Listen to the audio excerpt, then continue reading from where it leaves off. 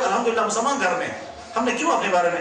یہ 6 مہینے کا آدمی 6 مہینے میں وہاں پہنچ گیا کہ حضور کی زیارت ہو گئی اور حضور نے گلے لگا اور فرمایا تم ویسے بن چکے ہو جیسے میں چاہتا تھا۔ ہماری جوانی کہاں جا رہی ہے؟